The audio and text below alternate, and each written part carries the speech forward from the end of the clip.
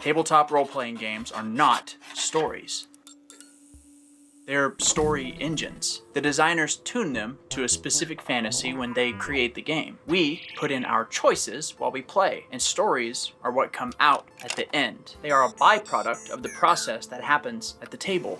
So when we're away from the table and we see a movie, play a game, hear an album, or read a book, and get inspired to make so many choices about the game before we even play, the engine breaks down. A huge reason that I run TTRPGs at all is because I want to share the awesome feelings that I get from other media with the players. To that end, I've read an unhealthy amount of writing books on plot, process, structure, character, dialogue, world building, pacing, and at the game table, all that advice falls flat. The engine stalls, because we're just getting in the game's way when we try to decide everything ahead of time. However, there is one element of writing as a craft that fits perfectly into tabletop role-playing, and one book that covers it better than any other one I've read. I'm talking about theme, or as Brian McDonald calls it in his book Invisible Ink, armature.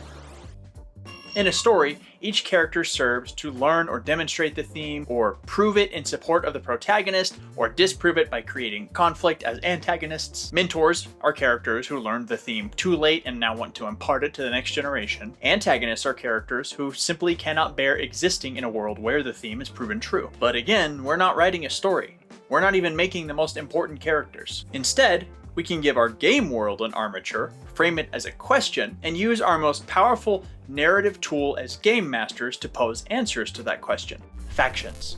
Suddenly, as the party chooses who to support, who to fight, who to sway, they are choosing an answer to the question that is your theme. And now we're all experiencing an immersive, dramatic story, one that doesn't stall the engine. Over on patreon.com/ADHDM, I'm sharing my home game world as an example of this process in action with factions, bars, as well as some goofy behind the scenes stuff, since more and more people are asking me for some reason how I make my videos. Out here in public, I want to talk about a way more polished campaign setting that uses this factions as answers strategy a lot more elegantly than I can at present. And I normally have a love-hate relationship with campaign settings because they're like 10% usable information and 90% garbage, nothing to make things more plausible, I guess. But that is not the case with The Wandering Tavern by Homie and the Dude. It has an armature that, in my opinion, asks, which is more precious, freedom or safety? A very Ghibli-inspired floating city whose inhabitants' lives are complicated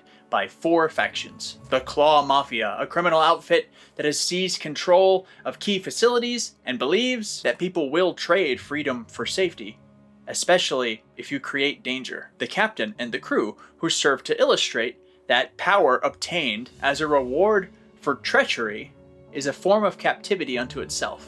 The automatons, and more importantly, their creator, who long ago founded the Wandering Tavern, and who believes that freedom is purchased with cruel deeds for a righteous cause, and it is worth that cost. And my favorite Ghibli-pilled faction, the spirits who wander the deck of the ship by night, whose very existence insists that violence against others can hold us captive long after the deed is done. In the book, there are plot hooks for each faction that essentially allow the party to choose the answer that they believe and support, and see it through to its conclusion, for better or for worse. If that sounds cool to you, and you're watching this before May 9th, first of all, when did you get in here? You're so fast. Second of all, I got funded on Kickstarter in 4 hours. All the stretch goals are already unlocked, so we know we're getting a good deal. Not like those suckers who backed it early. It's me. I'm suckers. The link in the description is an affiliate link, so if you like it and you back it through that link, let's just say your old buddy Skylar gets $1 billion. So if you want to support the channel and get a lean, polished campaign setting made by an indie team with 0 generative AI, you can have that. I just told you. It's right there. I would love to know your game's armature down in the comments, or what stories you're trying to break down into an armature so that you can put them in the game. And if the words Ghibli inspired lit up your brain like they do mine, and you don't mind seeing me get a little vulnerable, this video is all about what makes those stories tick, according to my research. Thank you for watching until the end of the video. I've been Skylar the ADHDM. Keep your pencil sharp, show this video to your English teacher, and leave the gun.